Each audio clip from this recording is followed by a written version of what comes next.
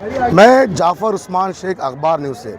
पिछले 8 सालों का इंतज़ार ख़त्म हो चुका है। मुंबई महानगर पालिका के इलेक्शन लग गए और साथ ही आज फॉर्म भर के वाजिद जी कुरैशी जो है वार्ड नंबर 162 के लिए फिर से अपना पर्चा भर रहे हैं एकनाथ शिंदे की पार्टी शिवसेना से। वाजिद भाई, सबसे पहले आपको बहुत बहुत मुबारक हो, क्योंकि बड़ा उतार चढ़ाव रहा, लोगों को में असमंजस का माहौल था कि टिकट मिलेगा नहीं मिलेगा।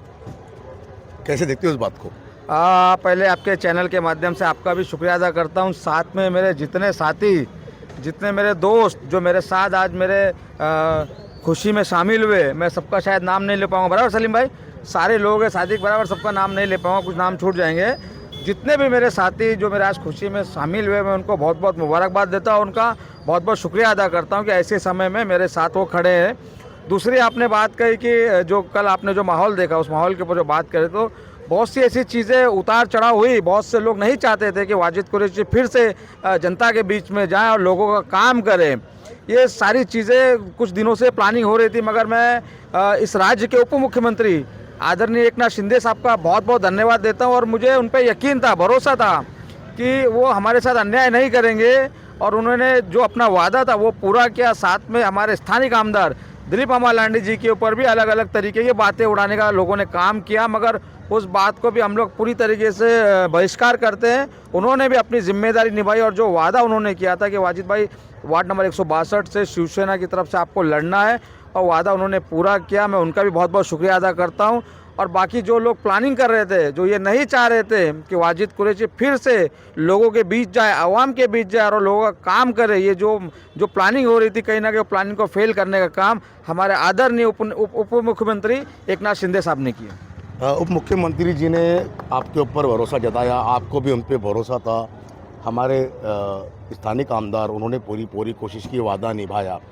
क्या लगता है अभी लड़ाई कैसी है, आसानी से है या फिर कुछ टफ रहेगा आपके लिए? देखिए जाफर भाई, आप भी उसी वार्ड से आते हैं। देखिए, अब मेरे लिए आसानी और टफ की बात तो नहीं है, क्योंकि हम लोग ने संघर्ष करने वाले हम लोग हैं। और 2017 में जब मैं पहली बार उस वार्ड से जीत के आया तो उस वार्ड के हालात क्या थे, किस तरीके से उस वार्ड में चलने के लिए ठीक से रास्ता नहीं था, कीचड़ भरा रास्ता हुआ करता था, ठीक से पीने के लिए पानी नहीं था, बैठने के लिए शौचालय नहीं था।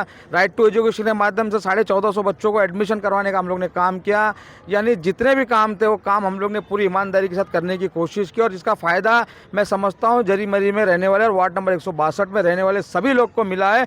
तो वो कामों को लेकर मैं इंशाल्लाह उनके दरवाजे तक पहुँचूँगा। और मैं समझता हूँ आज की जो जनता है वो समझदार जनता है, वो सही और गलत का फैसला करने वाली जनता है। और जो भी फैसला करेगी, मैं समझता हूँ पब्लिक करेगी, जनता करेगी, तो मैं जनता के दरवाजे पे जाऊंगा और उनका फैसला जो होगा वो मैं भी मानूंगा। और आने वाले दिनों के अंदर मुंबई महानगर पालिका में जो बैठे हुए आयुक्त थे और जो इलेक्शन ऑफिसर है वो भी मानेंगे। कहीं ना कहीं मैं समझता हूँ कि ये मेरे लिए कोई बड़ी लड़ाई नहीं है। बड़ी लड़ाई उन लोगों के लिए जो कुछ जो इलेक्शन में सिर्फ बाहर आते हैं, वो लड़ाई उन लोग के लिए, वो लड़ाई उन लोग के लिए जो सिर्फ 5 साल में आने के बाद भाषणों में सिर्फ वाजिद कुरैशी को गाली देने का काम करेंगे। उन लोग के लिए लड़ाई है, जाके हम लोगों की लड़ाई नहीं है। क्योंकि हमारी लड़ाई रोज़ लोगों के घर में है, और हमारी लड़ाई रोज़ लोगों के मोहल्ले में, हमारी लड़ाई रोज़ सुबह उठने के बाद लोगों को काम करने में हमारी लड़ाई है। वाजिद भाई, आपसे तो हम बात करते रहेंगे, लेकिन एक सवाल, आखिरी सवाल रहेगा, और ये पूछेंगे, वार्ड नंबर 162 जरीमरी है, संदेश नगर है, कुछ एरिया जो है सुभाष नगर है, ये सारे जो एरिया है उसके अंदर आपके क्या काम रहेंगे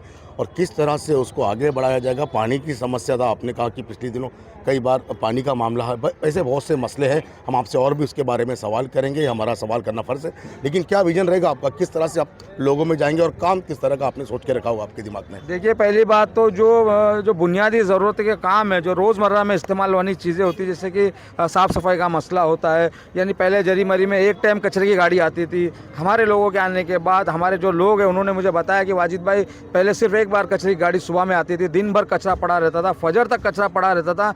कचरे के ऊपर से लोग चलकर जाने का काम करते थे, स्कूल के बच्चे हो, नमाजी हो या काम पर जाने वाले लोग हैं जो कचरे में से जाने का काम करते थे। आज 3 वक्त गाड़ी लगाने का हम लोग काम करते हैं जाफर भाई। सुबह भी गाड़ी लगती है, दोपहर में भी गाड़ी लगती है और रात में भी गाड़ी लगती है। यानी 3 वक्त गाड़ी लगती है, जिसकी वजह से जरी मरी का कचरा बराबर समय पे बाहर निकलने का काम होता है। तो मैं समझता हूँ कि जो आने वाले जो दिनों के अंदर जो जरी मरी के अंदर जो अदर काम हो गए हमारे, जैसे जरी मरी को दूसरा रास्ता देने की ज़रूरत है। जो विजयनगर से होकर सेवक नगर दरगाह चाल तक जो रास्ता बनाने का एक हमारी और हमारे आमदार दिलीप अमालांडी की कोशिश है, उस कोशिश को पूरा करने का काम इंशाल्लाह ज़रूर करेंगे। जिसकी वजह से जिस दिन भी जरी मरी को दूसरा रास्ता मिला, आप देखना जरी मरी के अंदर के जितने भी घर है, जितने भी प्रॉपर्टीज़ है, उनके रेट आसमान पे छूने का काम कहीं ना कहीं जरी मरी में आने वाले दिनों में होने जा रहे हैं। बहुत बहुत शुक्रिया। ये थे वाजिद भाई पर्चा भरकर आए हैं और ये इनके चेहरे पे खुशी है। पिछले 5 सालों में रहने का काम किया और हम आने वाले दिनों में काम करते रहेंगे। तो मैं हूँ जाफर उस्मान शेख, अखबार न्यूज़ से।